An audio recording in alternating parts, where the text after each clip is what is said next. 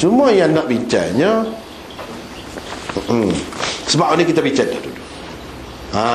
Kita pergi kepada nota 320 ni. Hak ni tak bincang lagi. Ni tak bincang lagi. Muka surat 302 nota 320 ni. Tengok situ. Ini adalah bahagian kedua dari tajuk bab di atas. Ini bahagian kedua. Yakfihi minal ma. Tu ya. Tayamum itu memadai kepada untuk seseorang itu sebagai pengganti air. Apa maksud Imam Bukhari dia ayat tu? Dia nak ayat agam.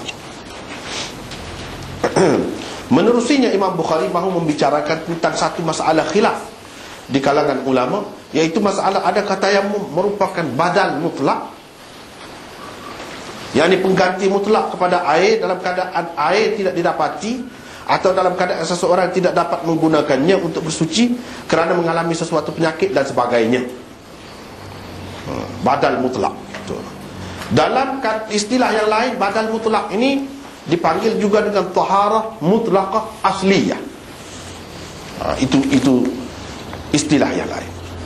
Atau ia hanya badal darurah. Tayamum ni badal mutlak ke badal darurah? Badal darurah maksudnya pengganti dalam keadaan terdesak dan darurat. Dalam istilah lain, badal darurat ini dipanggil juga dengan taharah daruriyah, iaitu satu bentuk persucian daripada hadas yang terhad kuasanya dan hanya melepaskan keadaan yang terdesak atau darurat semata-mata. Imam Malik, Al-Laits, Syafi'i, Ahmad dan Ishaq berpendapat tayamum hanyalah badal darurah atau taharah daruriyah. Tayamum di sisi mereka tidak mengangkat hadas sepenuhnya. Ia sekadar mengharuskan seseorang bersembahyang atau melakukan lain-lain ibadat yang menghendaki syarat suci daripada hadas.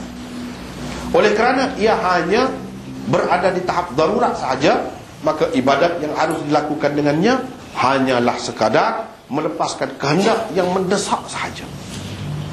Ini sesuai dengan kaedah fiqh yang berbunyi ma ubiha lidh-dharurah yuqaddaru biqadriha. Itu kaedahnya. Bermaksud apa-apa yang dibolehkan kerana darurat hanya dibenar sekadar melepaskan darurat sahaja. Dari itu satu tayamum hanya mengharuskan seseorang mengerjakan satu sembahyang fardu sahaja, sama ada secara tunai atau qada.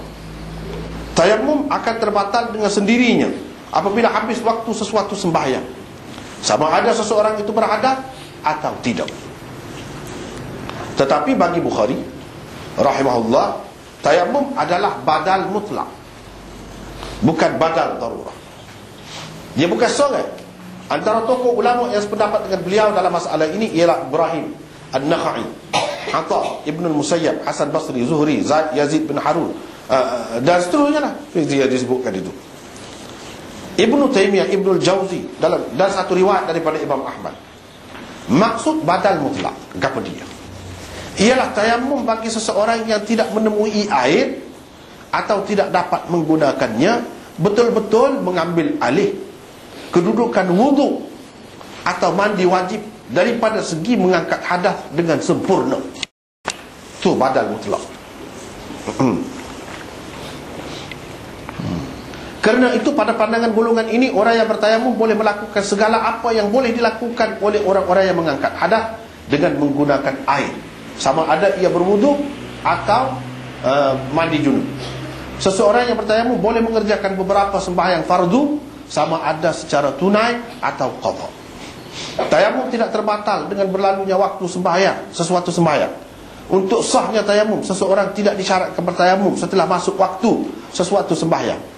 Seseorang boleh mengerjakan beberapa ibadat berlainan dengan satu tayamum sahaja, seperti bersembahyang jenazah, bersembahyang sunat-sunat yang lain, membaca Al-Quran dan lain-lain. Tayamum seseorang tidak akan terbatal selagi tidak berlaku apa-apa yang membatalkan wudu. Pendek kata, tidak ada apa-apa yang membezakan wudu dan tayamum dari segi perkara-perkara yang membatalkan keduanya, selain adanya air atau ditemui air. Itu saja beza. Tayamum batal kalau jumpa air. Ada air. Batal. Itu yang beza dengan wudu. Hak lain serupa. Kerana sebaik saja seseorang yang bertayamum menemui air, terbatallah tayamumnya dengan sendiri. Sama ada dia ketika itu sedang berada di luar sembahyang atau sedang bersembahyang, tengah bersembahyang, ada air, batal. Betul? Betul. Ini mengikut Bukhari. Banyak lagi khilaf, banyak lagi. Dalil dan pegangan Bukhari dalam masalah ini ialah sabda Nabi SAW yang dikemukakannya dalam juzuk pertama, tajuk bab di atas. Bukankah apabila Rasulullah SAW bersabda, muka bumi yang suci adalah air sembahyang orang Islam, berarti beliau telah menyamakan tayamum dengan air sembahyang. Itulah maksudnya. Kalau sudah sama dengan air sembahyang, sepatutnya tayamum tidak berbeza dari air sembahyang, daripada segi harus melakukan dengannya apa yang harus dilakukan dengan air sembahyang. Itulah. Bukankah kita boleh mengambil wudu sebelum masuk sesuatu sembahyang fardu? Waktu sembahyang fardu? Boleh kan? Wudu boleh. Tayamum pun boleh. Ada muka ganti wudu. Bukankah kita boleh mengerjakan beberapa sembahyang fardu dengan satu air sembahyang saja? Tayamum pun boleh lah. Dan muka dia ganti air. Dan bukankah kita boleh mengerjakan beberapa ibadat berlainan dengan satu wudu saja? Boleh lah juga dengan tayamum. Kalau semua itu boleh kita lakukan dengan satu wudu saja, maka dengan satu tayamum juga tentu boleh kita lakukannya. Itulah Imam Bukhari faham. Kerana Rasulullah SAW sendiri telah menyamakan tayamum dengan wudu. Justru baginda SAW telah mengatakan muka bumi yang suci adalah air sembahyang. Disebut air sembahyang. Nabi SAW telah menggunakan tasbih baligh di dalam sabdanya itu untuk menyatakan bahawa sesungguhnya bertayamum dengan menggunakan muka bumi yang bersih ketika ketiadaan air atau ketika tidak dapat menggunakannya benar-benar sama dengan berwudu. Oleh kerana tayamum adalah badal mutlak bagi air, maka Imam Bukhari mengemukakan bahagian kedua tajuk bab ini sebagai lanjutan kepada apa yang telah disentuhnya sebelum itu. Katanya ia memadai untuknya sebagai pengganti air. Apa yang dikemukakan oleh Imam Bukhari tak apalah. Ni panjang. Tak apalah. Gapo dia nak ayat ni? Panjang sangat. Baca kan? Dia nak ayat badal mutlak dengan badal darurat. Dua tu je. Ada setengah kata tayamum ni badal darurat. Bila badal darurat ni dalam keadaan terdesak, dalam keadaan untuk sementara sajalah, bukan ganti sungguh. Mengikut kaedahnya ma ubiha lid darurah yuqaddaru biqadriha. Kalau darurat ni misalnya lekak. Lekak nasi ni. Kalau cekik pakai nasi kan? Tak ada depan ni kecuali air. Nak melepaskan hak lekat saat ni, kalau nak cari air, mati kita. Mati.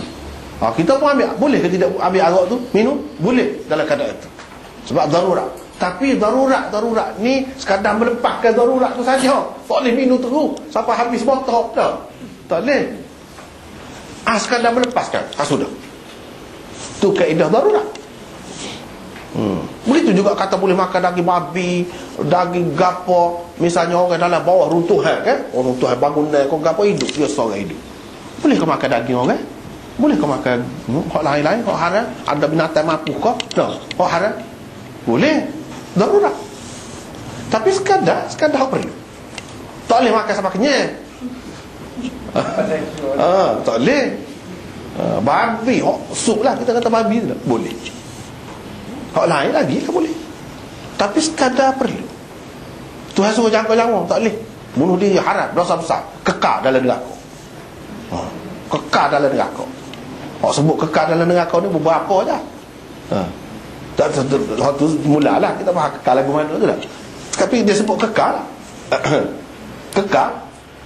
Tak boleh, kena jaga. Duduk bawah tu runtuhan sedih tak kira lah.